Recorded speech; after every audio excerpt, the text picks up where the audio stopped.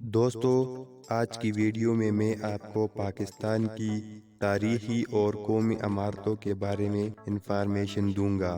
پاکستان میں آج بھی کئی تاریخی عمارتیں اور قومی عمارتیں قائم ہیں۔ پاکستان کے ہر صوبے میں کئی تاریخی عمارتیں ہیں جو کہ اپنی دلکشی اور مختلف پہلوؤں کی وجہ سے شہرت رکھتی ہے۔ آئیں ہم آپ کو کچھ تاریخی عمارتوں کے بارے میں بتاتے ہیں جس سے آپ یقیناً مستفید ہو سکیں گے۔ تو دوستو، اگر آپ نے ہمارے اس چینل کو سبسکرائب نہیں کیا، چینل کو سبسکرائب کرے اور ساتھ میں بیل آئیکن کو بھی دبائے اور لائک بھی کرے ویڈیو کو۔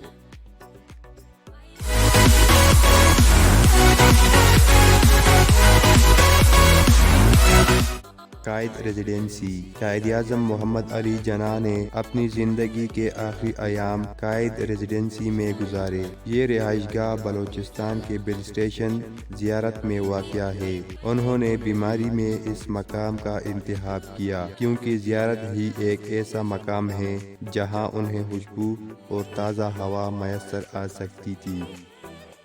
Impress market. کراچی کے علاقے صدر میں واقع امپریس مارکیٹ سے سب ہی واقف ہے، لیکن اس کی تاریخ کے بارے میں شاید کوئی جانتا ہو۔ اس عمارت کی تعمیر 1889 میں ہوئی اور اس کا نام سلطنت برطانیہ کی ملکہ وکٹوریہ کے اعزاز میں رکھا گیا۔ امپریس مارکیٹ برطانوی فن تعمیر کی ایک بہترین مثال ہے۔ اس وقت یہ مارکیٹ کراچی میں تمام کاروباری سرگرمیوں کا مرکز ہے۔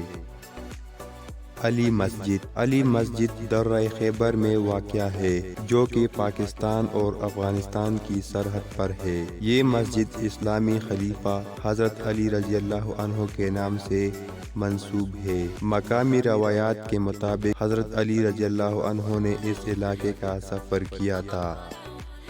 شاہی قلعہ۔ شاہی قلعہ لاہور کی شاندار عمارتوں میں سے ایک ہے۔ اگرچہ اس کی بنیادیں پرانی ہیں لیکن اس کا حالیہ اسٹرکچر مغل بادشاہ شہنشاہ اکبر نے تعمیر کروایا تھا۔ یہ قلعہ مغلیہ دور کے فن تعمیر کا منہ بولتا ثبوت ہے اور اس کا شمار بھی شیش محل اور بادشاہی مسجد کی طرح عظیم ثقافتی ورثے میں کیا جاتا ہے۔ مینار پاکستان۔ مینار پاکستان لاہور میں اس جگہ تعمیر کیا گیا ہے جہاں 23 مارچ 1940 میں قائد اعظم محمد علی جناح کی صدارت میں منعقد آل انڈیا مسلم لیگ کے اجلاس میں تاریخی قرارداد پاکستان منظور ہوئی۔